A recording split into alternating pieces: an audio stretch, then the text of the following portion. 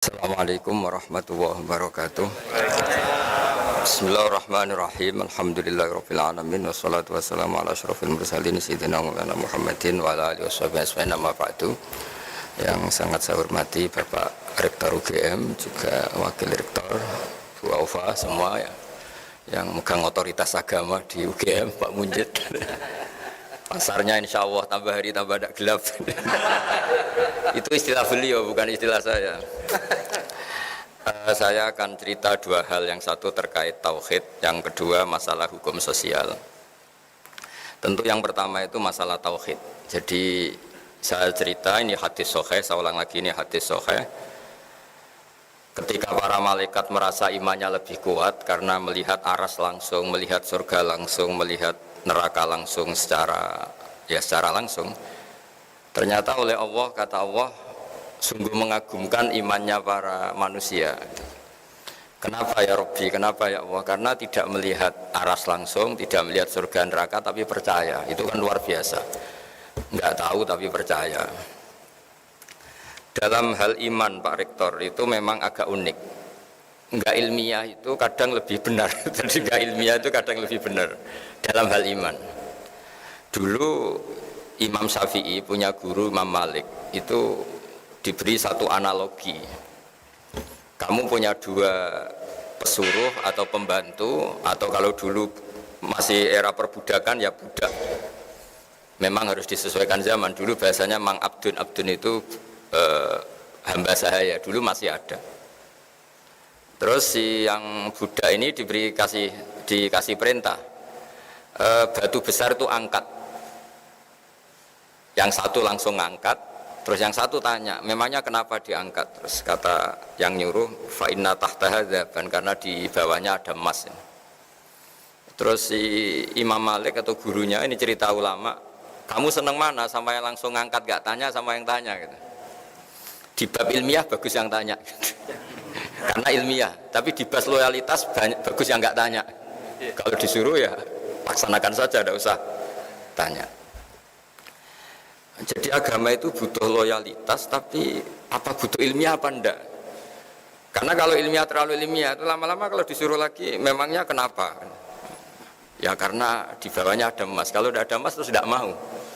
Pertanyaannya, ketika tidak mau dengan alasan rasional itu mengurangi loyalitas apa enggak? Tetap mengurangi loyalitas. Wong disuruh kok tidak mau, meskipun perintah ini tidak penting. Misalnya gelas saya di samping kanan saya, terus bilang ke anak saya, Dek tolong pindah ke kiri, kan nggak penting-penting banget, tapi tetap saja kalau nggak nurut saya gelo, itu saya mangkel ya, karena disuruh kok tidak mau gitu. Nah, beragama itu seperti itu, imtisalul awamir itu loyal pada perintahnya Allah Ta'ala, baik saat kita tahu alasannya maupun tidak tahu. Jadi kadang-kadang tahu ini masalah, kadang tahu itu masalah. Nah, kemudian itu disebut iman. Iman itu percaya sama ketentuan Allah Ta'ala. Makanya saya sering didatangi beberapa orang, Gus, saya ikut training sholat khusyuk, dan saya tambah khusyuk sekarang karena tahu fungsinya rukuk begini, fungsinya sujud begini. Lama-lama sholat itu kayak senam yoga, karena semua fungsinya itu fisik, kesehatan itu. Tapi bagi yang nggak tahu, malah pokoknya Allah nyuruh rukuk sujud itu, pokoknya disuruh ya kita nurut saja, nggak penting tahu. Karena kalau terlalu tahu, nanti fungsi senam ini, fungsi sholat itu kayak senam. Kalau terlalu apa? Tahu. Nah, makanya ini kan ya kampus-kampus itu kan terkenal lembaga keilmuan. Jadi agama itu jangan terlalu dianalisis lah, nanti ribet. Karena nanti panjang gitu, nanti jadi panjang gitu. Karena kalau terlalu tahu itu jadi repot itu. Nah, tapi lagi-lagi agama itu tidak anti ilmu. Saya ulang lagi, tidak anti ilmu. Suatu saat ini ada di kitab, Anda boleh percaya boleh tidak, tapi ada di referensi kami. Singkat cerita, Allah itu memanggil ulama, namanya Imam Amudi. Imam Amudi itu guru matematika, jadi dia ulama besar tapi dia guru matematika. Ya agak aneh, imam besar tapi dia guru matematika. Terus ketika beliau ketemu Allah, wafat itu, sama Allah disuruh ngajar malaikat. Jadi bukan sekedar ngajar di UGM, ngajar para malaikat. Maka saya cita-cita bersasar itu jadi guru malaikat.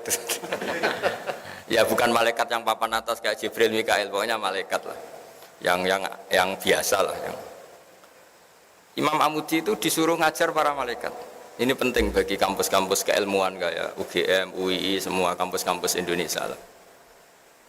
Malaikat sempat tersinggung, kenapa saya diajarin manusia tentang iman, wong kita tahu surga, tahu neraka, bahkan kita dekat aras, dekat alam langit lah, alam malakut. Terus Imam Amudi memberi penjelasan tuh ya pakai cara Indonesia mungkin ya pakai kapur, pakai bor, kalau di kampus mungkin pakai layar, pakai apa. Kenapa kamu punya iman sekuat imannya malaikat? Karena dia guru matematika bilang begini, angka 2 maupun angka 3 sampai miliatan sampai triliunan itu nisbatus naini wassalah sailama la nihayatalah, itu nisbatul far'i ilal asli. Mau angka kayak apa jumlahnya besar 2, 3 sampai miliatan itu dibanding angka 1 itu cabang ketemu pokok atau cabang dari pokok. Kalau bahasa Arab nisbatul far'i ilal asli, semua itu bersumber dari 1, 2 ya bersumber dari 1, 3 ya 1, miliatan juga 1. Berarti alam raya yang seluas ini juga bersumber dari zat yang satu, yaitu Allah Ta'ala. Artinya terus malaikat bertakagum, ternyata cara iman seperti ini juga enggak kalah mantapnya dengan yang melihat surga langsung, neraka langsung. Karena nisbatus naini wassalasa ila ma la nihayatalaha nisbatul far'i ilal asli. Semua angka berapapun jumlahnya, 2 sama 1 miliar itu sama-sama dibanding angka 1, semuanya itu asal usulnya tetap angka 1. Setelah itu Imam Amudi bikin gambar, mulai gambar yang rapi kayak gedung yang baik sampai gambar yang ruwet, sampai gambar yang enggak karu-karuan. Terus beliau, ini gambar ruwet, ya luas kan gambar ini, ya ruwet kan, ya ruwet, semuanya dari 1 titik. Mau gambar kayak apa luwetnya, kayak apa memenuhi papan tulis, tetap dari 1 titik. Ya, titik ini nuqtatul wujud, semua inti wujud, yaitu Allah Ta'ala. Nah, iman dengan keilmuan itu bisa semantap itu, meskipun kita tidak tahu. Itu kan seperti mungkin ya, yang menekuni ilmu medis mungkin tahu indikasi penyakit ini pasti begini. Kalau yang ahli Pertamina atau yang ahli geologi mungkin tahu, kalau bumi seperti ini pasti kandung minyak, kalau bumi yang gempa pasti ada patahan. Indikator-indikator gitu bagi ahlinya kan melahirkan satu keyakinan, meskipun belum dilihat. Sama, meskipun kita tidak melihat Allah langsung, tapi pasti kita yakin, seyakin-yakinnya bahwa alam raya seluas ini semuanya itu nisbatul far'i ilal asli, semua itu cabang dari pokok. Artinya asal usulnya diciptakan oleh dasar satu al aslu, yaitu Allah Ta'ala.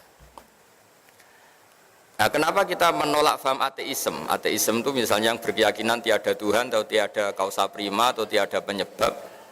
Karena bumi ini kadung wujud, di mana-mana wujud itu penyebabnya harus lebih wujud, harus punya eksistensi. Masa kemudian kita bilang bumi yang wujud, yang ada, yang punya eksistensi, kemudian kita bilang penyebabnya itu tidak ada. Masa sesuatu yang tidak ada kemudian menyebabkan yang ada. Nah, di sini terus kita diajari Allah itu wajibil wujud, Allah itu eksistensinya harus ada. Karena alam raya ini kadung ada, di mana-mana kalau kadung ada ya penyebabnya harus ada. Nah, karena ini penyebab disebut kausa prima atau wujud yang super. Kalau dalam bahasa agama disebut wajibil wujud. Nah, hal-hal seperti ini yang menjadikan ilmu itu penting. Nah, ilmu yang enggak penting itu ilmu yang perspektif kita, itu yang mulai kacau. Ini ilmu yang mulai kacau, termasuk ilmu kita yang di zaman akhir mulai kacau kayak tadi. Karena kita punya perspektif, kalau ngangkat batu atau bongkar batu ya harus ada untungnya dong, ada emasnya atau ada minyaknya. Masa nggak ada apa-apa disuruh bongkar? Itu ilmu yang tidak mengikat. Kalau ilmu tadi kan mengikat karena itu melahirkan tauhid. Kalau ilmu ini kan enggak. Kita punya nafsu, punya selera, punya hitung-hitungan materi. Kalau kerja ya dapat sesuatu. Kalau ngangkat batu ya harus dapat emas atau minyak. Sementara ternyata bos kita hanya ngukur loyalitas kita, nurut enggak itu. Nah, padahal andaikan kita nurut, meskipun itu batu kita angkat gak ada apa-apanya, sudah dapat kredit poin karena kita loyal. Nah, di sini agama mulai gak boleh dipertanyakan. Gak boleh agama itu dipertanyakan. Kenapa zuhur itu 4 rakaat, yang subuh 2 rakaat. Lama-lama tanya, kenapa rukuk yang fungsi medisnya begini, fungsi olahraganya gini kok lebih lama, lebih kok repot nanti. Makanya saya ini ikut goblok Pak Rektor, karena ada tamu yang provokasi saya. jenengan harus setuju ini Gus, biar kelihatan perintah Allah itu ada hikmahnya. Hikmahnya sujud, peregangan, apa pokoknya fisik semua. Tapi kalau saya setuju itu nanti sholat kayak senam yoga. Akhirnya saya yang mau guya-guya dok agak jelas. Karena ini ilmu sosial, jadi boleh setuju boleh enggak karena tadi. Nah, orang yang tadi disebut Pak Munjid tadi, yang dari pasar gelap tadi, itu mikir agama enggak mau jelimet. Padahal ada ilmu yang permanen, yaitu yang mengarah ke tauhid. Ada ilmu yang enggak perlu permanen, yaitu ilmu sosial. Ketika kita tanya, kenapa harus kita bongkar, apa ada emasnya apa enggak? Sebenarnya mental kita ini sudah materialistik. Kita mendikte bos kita untuk ikut perspektif kita, itu sudah keangkuhan dalam bahasa Allah. Nah, itu yang dilakukan iblis. Iblis itu ketika disuruh sujud pada Nabi Adam, dia pakai perspektifnya. Loh, saya ini lebih keren, saya ini lebih tua, materi saya lebih keren dibanding materinya Adam, kenapa disuruh sujud? Nah, ini yang menjadi keangkuhan. Dia mendikte Allah untuk ikut perspektif dia, padahal Allah maunya itu ya sudah nurut saja, yang merintahkan saya. Nah, saya mohon teman-teman di UGM juga semuanya, kalau beragama itu jangan pakai perspektif kita. Kalau pakai perspektif kita ya repot. Nanti pakai teori untuk rugi. Nah, nanti lama-lama ibadah yang perspektif cara Arab Saudi mungkin haji karena mendatangkan devisa misalnya. Kalau perspektif menurut kiai mungkin orang sowan gitu karena melahirkan itu kan ya ribet kalau semuanya pakai perspektif gitu. Nah, bagi orang yang kuper mungkin ibadah terbaik itu bersemedi karena dia sudah senang kumpul orang. Nanti pakai perspektif sendiri agama ini nggak bisa selesai. Nah, makanya kemudian lahirlah tokoh-tokoh sosial diantaranya Imam Ghazali, Imam Syafi'i itu dia menekuni ilmu sosial. Nah, karena agama ini berkesimpulan akhir subhanaka ma khalaqta hadza batila subhanak rabbana ma khalaqta hadza batilan subhanak. Ya Allah, semua yang kau ciptakan ini tidak ada yang sia-sia. Kemudian Imam Syafi'i merajut satu ilmu disebut ilmu sosial yang positif atau yang optimis. Saya berkali-kali cerita kalau Imam Syafi'i diceritain orang tadi yang ketemu engkau cium tangan hormat itu kalau di luar ngerasani jenengan, ngata-ngatain jenengan, Imam Syafi'i tertawa tak senang. Berarti saya hebat gimana orang itu munafik di depan anda hormat, di luar enggak? Berarti saya wibawa, di depan saya agak berani. Jadi dia anggap enteng saja apa? Berarti saya wibawa, buktinya di depan saya enggak berani. Dikira itu kan terus dia kaget Imam Syafi'i, ternyata enggak. Terus dikasih tahu lagi, separuh dari kampung ini nggak seneng sama jenengan. Baguslah, berarti separuh kampung ini nggak mungkin utang saya, karena nggak seneng itu mesti tidak utang kan. Tuh, kalau seneng malah pinjam mobil, utang, ribet. Tuh. Nah, semenjak itu terus agama menjadi indah, ya. Asik. Ya. Makanya saya berkali-kali kalau ada baru nganten anyar itu, kalau nasihat saya, kamu kalau istri kamu marah ya bagus. Barokahnya marah nggak seneng tuh nggak minta ke mall, kalau harmonis malah minta ke mall mahal kata saya. Jadi kalau harmonis ya nikmatnya harmonis, bisa jalan-jalan ke mall, ke cari bakso. Kalau baru neng-nengan ya bagus ya nggak berbiaya kan. Sudah pokoknya yang gampang-gampang saja kata saya. Jadi ulama itu punya seni untuk ngelola sosial itu. Saya itu zaman belum kenal UGM ya seneng, kenal ya seneng. Barokahnya nggak kenal ya nggak diganggu seperti ini. Mungkin barokahnya kenal kalau saya politikus punya akses. Tapi kebetulan saya kan tidak politikus itu, jadi ya, saya tidak tahu fungsi kenal Pak Munjid untuk apa, tidak tahu. Tapi kalau saya politikus mungkin ini keren, bisa jadi jejaring politik. Tapi kan saya tidak politikus itu. Tapi yang jelas nanti masuk surga itu rame-rame. Saya butuh teman banyak. Kalau di surga sepi juga agak enak lah jadi teman. Nah, ilmu sosial ini juga yang nanti saya baca di antara tulisan saya supaya tahu, kita semua tahu kalau ilmu sosial itu pakemnya enggak jelas itu karena memang ukurannya beda-beda. Ya bisa dilihat di halaman 24 ya. Di halaman 24. Saya baca terjemahnya saja ya. Mungkin jenengan lebih kulino bahasa Inggris, ini kalau ada bahasa Arab jadi dianggap jimat. Saya baca terjemahnya saja yang Paris paling bawah 24 itu. Nabi Yahya suka berkawan dengan orang-orang baik, tentu itu baik. Sedangkan Nabi Isa memposisikan diri sebagai dokter yang mengobati orang sakit. Tentu ini juga baik asal dilakukan orang yang benar dan dengan cara yang benar. Jadi singkat cerita, itu Nabi Isa itu kalau jalan-jalan di satu komunitas atau satu masyarakat atau satu daerah, itu mesti dia nginep atau nyari orang terburuk di sini siapa itu. Orang yang paling dibenci banyak orang itu siapa gitu. Kalau Nabi Yahya enggak tanya orang paling baik di sini siapa. Yang Nabi Yahya bermalam di tempat orang baik, yang Nabi Isa suka berkawan yang kurang-kurang baik gitu. Singkatnya dua nabi ini kan sezaman, Nabi Yahya dan Isa. Terus akhirnya ditanya sama Nabi Yahya, kenapa kamu suka berkawan orang-orang enggak baik? Terus ana tabibun, saya ini nabi, jadi seperti dokter, di mana-mana dokter yang ngobati yang sakit. Artinya kalau nabi kiai itu kan dokter peradaban, dokter sosial, dokter moral. Jadi itu kan ukurannya enggak jelas. Kalau kita bertawan orang baik, potensinya itu coro Jawa tahsilul hasil nguyai segoro. Wong wis sehat kok didatangin dokter untuk apa? Wong sudah baik kok didatangkan kiai untuk apa? Corong Jawa itu nguyai segoro. Tapi berkawan orang jelek, ya potensinya memang mengobati, tapi ya potensi katut. Karena ya iman pas-pasan. Jadi kan, tapi itu kan satu ilmu bahwa kalau kita ingin mengentas kejahatan atau mengentas kebodohan, mau tidak mau harus mau bersosialisasi kan. Makanya saya sering ketemu banyak kiai kalau ditanya, Gus berteman orang jelek itu gimana? Haram kata saya. Tapi kalau membina orang jelek baik dan bisa bina kalau berteman kan bulat-bulat, bulat-bulat. Jadi logika yang dibangun kan berteman orang jelek haram, membina orang jelek baik, bisa bina kalau berteman. Tapi bisa keblontor ya kalau berteman.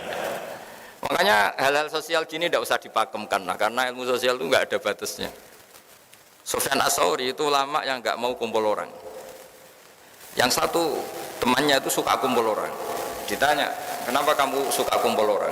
Ya karena bisa jamaah, bisa ngajar, bisa macam-macam. Terus kata Sufyan Ats-Tsauri, wahal takrohu illa man ta'rif. Kamu pasti benci dan kecewa ya sama orang yang kenal. Artinya gini, kita akan disuruh mencintai orang Islam gara-gara kenal itu kan punya pengalaman ditipu, disombongin, dikata-katain, dicuekin. Karena takut itu terjadi, Sufyan Ats-Tsauri milih tidak kumpul orang.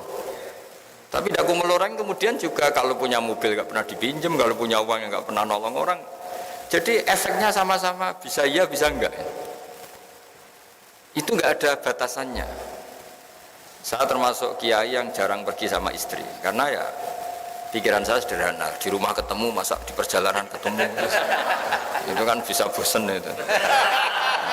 Tapi ada yang sama istrinya pergi bareng terus, karena selain nemani juga sambil ngawasi. Gitu. Itu kan batasan sosial itu nggak jelas. Jadi apa ya? Makanya tadi kalau ditanyakan, tadi Pak Rektor juga tanya, berteman non Muslim, berteman itu nggak ada selesainya seperti itu karena saya juga pernah matur sama Bu Aufa karena tadi kalau kita misalnya jadi dokter terus ngobati orang yang potensi korupsi lagi, potensi jahat lagi, gimana hukumnya menyembuhkan orang yang potensi jahat lagi dan punya jejak memang jahat gitu. Ya pertanyaannya bagaimana kalau barokahnya kamu obati terus simpati terus jadi baik. Tapi ya terlalu ada pertanyaan bagaimana gara-gara kamu obati jadi bisa jahat lagi. Kan nggak ada selesai. Kita berkawan non muslim ya gitu, kalau orang Islam kita baik, barokahnya itu mungkin tertarik sama Islam.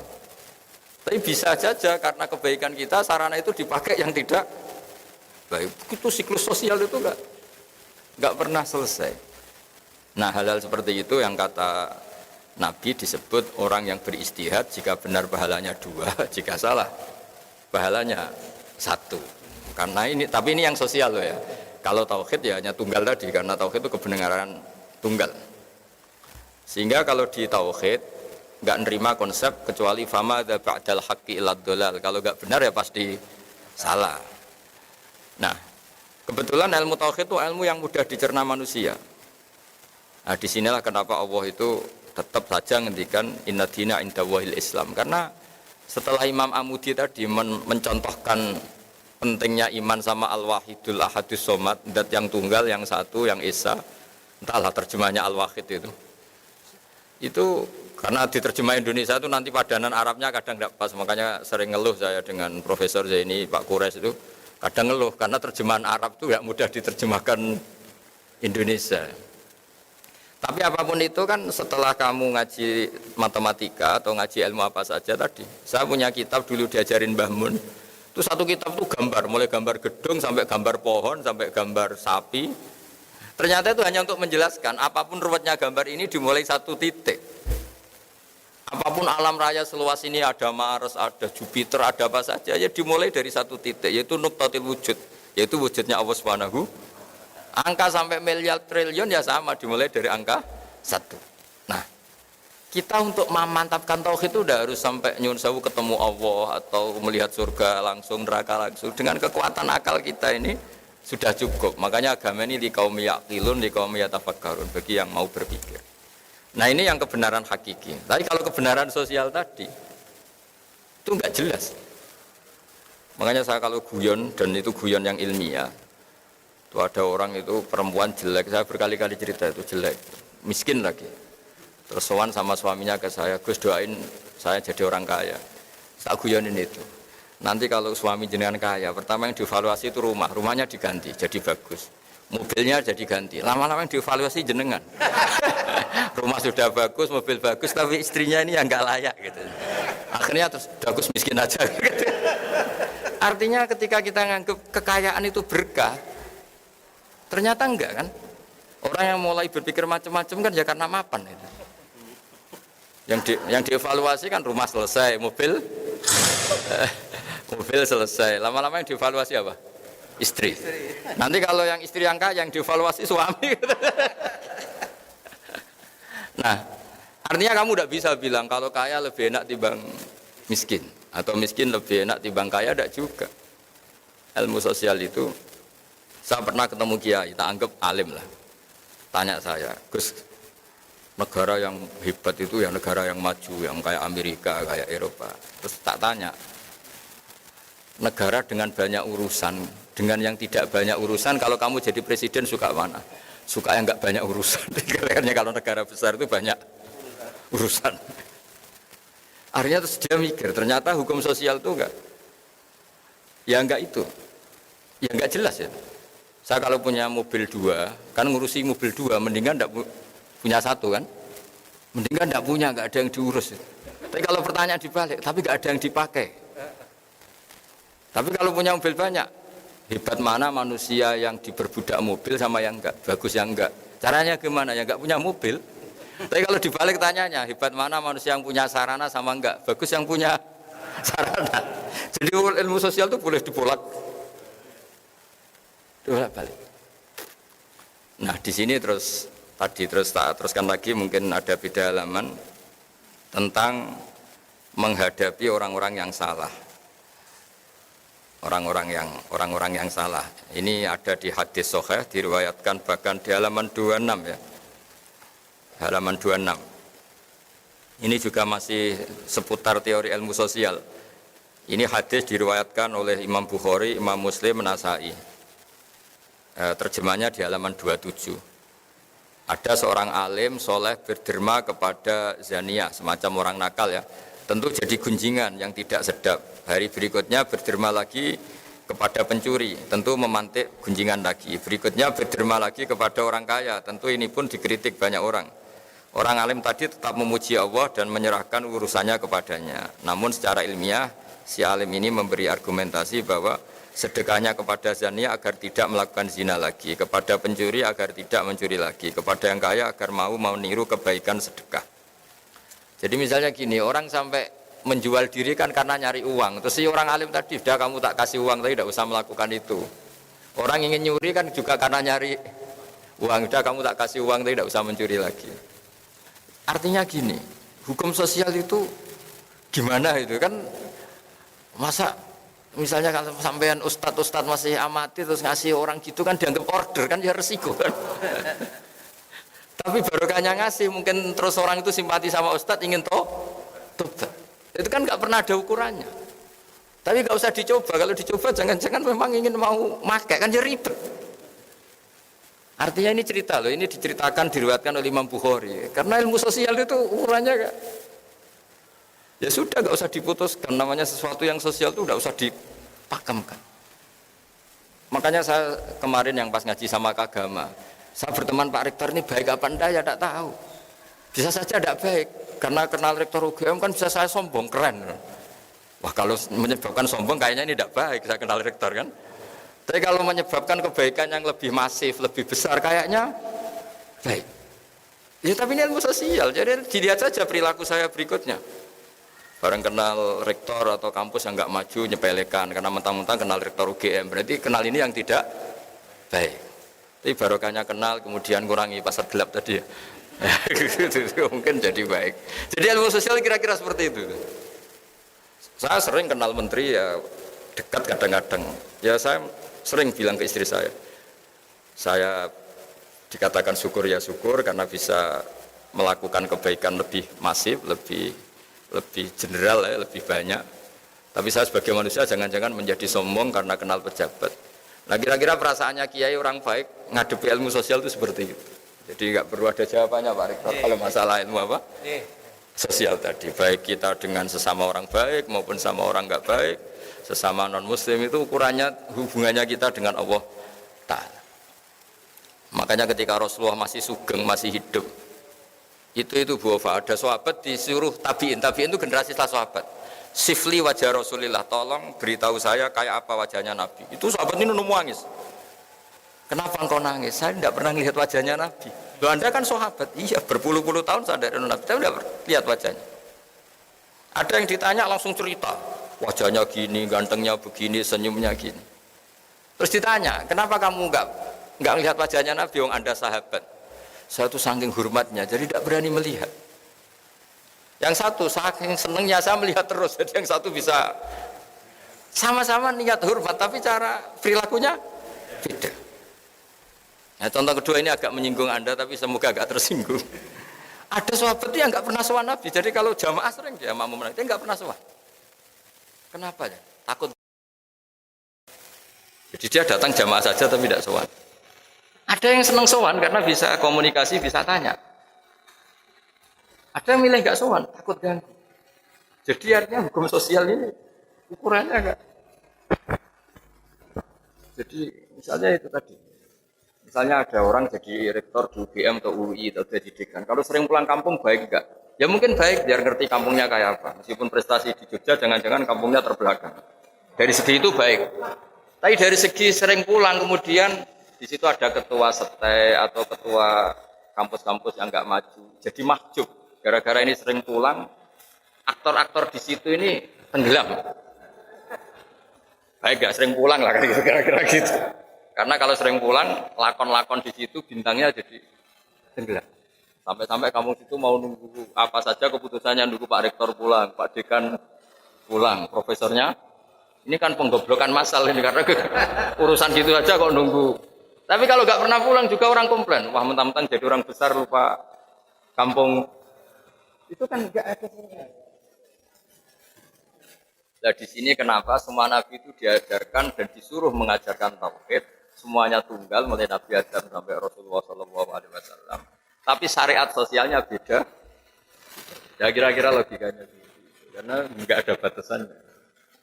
Gaya sosialnya kan beda. Ya saya sering menyontohkan mungkin ibu-ibu ini agak tersinggung. Kalau dibalik Nabi Sulaiman itu istrinya banyak, Nabi Dawud ya banyak. Nabi Ibrahim hanya 2, Nabi Musa yang terkenal 1. Kalau dibalik perempuan itu kaum lemah. Nolong orang 1 baik. Kalau 2 ya mestinya lebih baik. Kalau 4 ya lebih baik. Kalau pakai teori itu. Jadi kalau teorinya dibalik, 1 orang saja terlantar. Apalagi 2. Kamu milih mana? Kalau bapak-bapak milih yang pertama. Nolong 1 orang baik. Kalau 2 lebih baik. Kalau 3 provokator. Tapi kalau dibalik, 1 orang saja terlantar. Apalagi 2, berarti 1 orang saja sudah buruk. Apalagi 2, apalagi. Nah seperti ini nggak usah diputuskan karena ini seperti ini. Kita misalnya tidak pede bisa didik anak. Ya sudah jangan banyak-banyak. Anak 2 saja belingnya minta. Tapi kalau kita pede didik bisa anak baik, kita memperbanyak jumlah orang baik ketika anak kita baik. Seperti ini nggak usah dipagemkan. Jadi saya punya sekian contoh orang-orang dulu ngadepi orang orang-orang yang nyuwun sewu nakal itu ya beda-beda. Ada yang milih menjauhi orang nakal supaya enggak dicap, distigmasi bagian dari orang. Ada yang kerso nemanin sebagai proses dakwah, proses mendidik. Ya seperti itu, nggak usah gaya-gayaan niru atau tidak niru, ya sudah lah, itu ilmu sosial. Bertanggung jawabannya dengersane Allah Subhanahu wa Ta'ala. Tadi ada sahabat yang saking hormatnya Nabi nggak berani melihat. Ada yang saking cintanya bisa melihat detail sampai bisa mensifati alisnya kayak apa, pipinya kayak apa. Nah, saya mohon supaya perdebatan tentang cara apa ya, sosialisasi agama atau kebaikan atau moral tidak usah diperdebatkan karena ini tidak menyangkut akidah, tidak menyangkut apa tahu. Ya kayak kita lah saja pakaian hem begini bagus enggak gitu. Ya bagi orang Indonesia mungkin ada orang yang ulama itu namanya Abdul Hasan Asadili itu ulama besar yang kalau mungkin kalau sekarang tuh naiknya Alphard, pakai pakaian paling mahal. Kemana-mana pakai pakaian paling mahal. Pakai mobil paling mahal. Padahal ulama besar. Ke kampung-kampung, desa-desa, ketemu ulama yang pakaiannya sederhana, agak kumuh, gejol-gejol kan. Kamu itu lama kok tidak sederhana, mau pakai baju sederhana, baju sederhana. Kamu itu lama kok sederhana, ngawur sekali.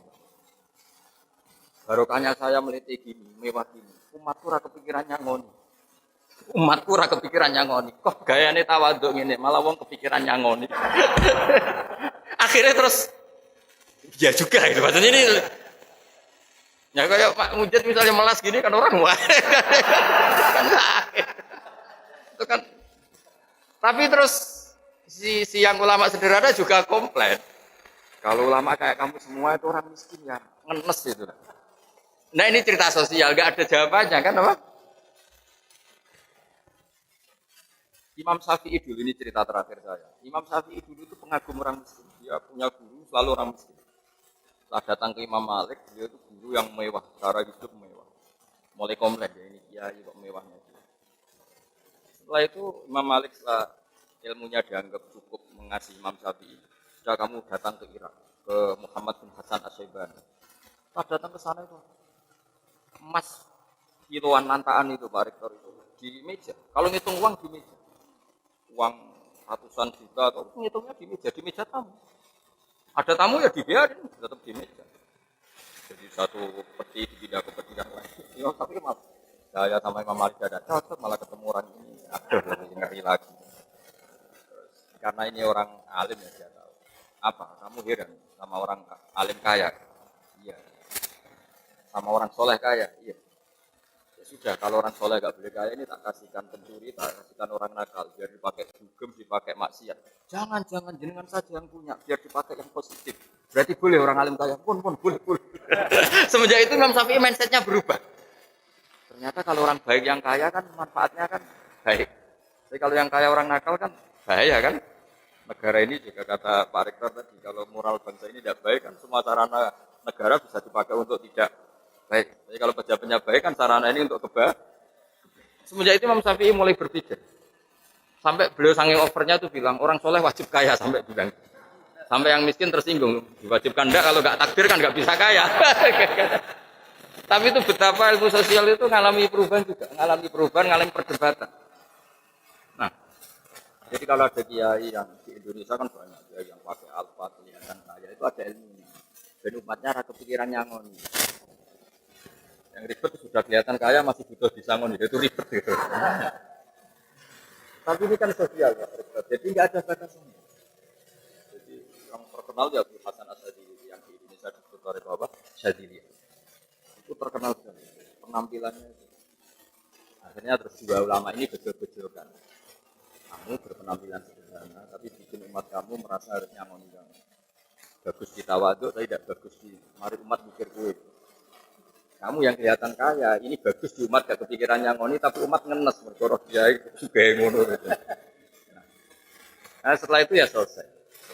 Artinya selesai itu ya dianggap ilmu sosial yang monggo saja lah ini ranah sosial, kamu boleh apa saja yang penting bertanggung jawab mengersani Allah Subhanahu.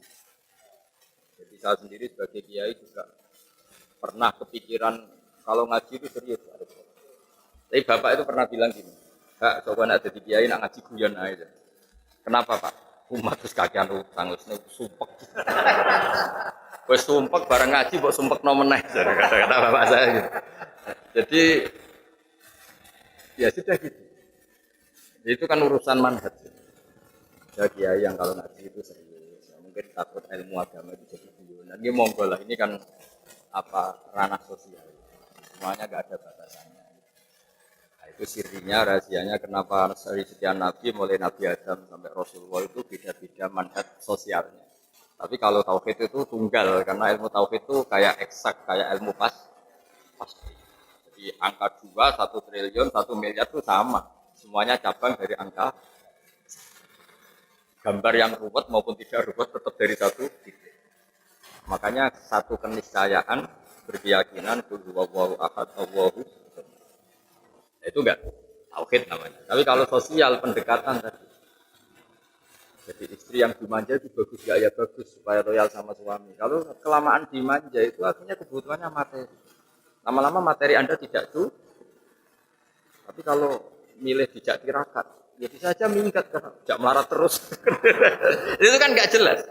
Dimanja ya potensi minggat karena kebutuhannya terus besar. Tidak tirakat ya potensi minggat karena nggak betah. Akhirnya terus ya rumusnya kan nggak jelas akhirnya. Ya sudah nggak usah punya rumus, pokoknya ilmu sosial itu nggak usah rumus ya tadi. Kalau Anda rektor, saya misalnya kecelok kiai besar sering datang ke kampung-kampung, itu kan menenggelamkan kiai kampung, kan kasihan. Kalau ada toko-toko Indomaret atau Alfamart di kampung-kampung kan kasihan toko-toko yang di.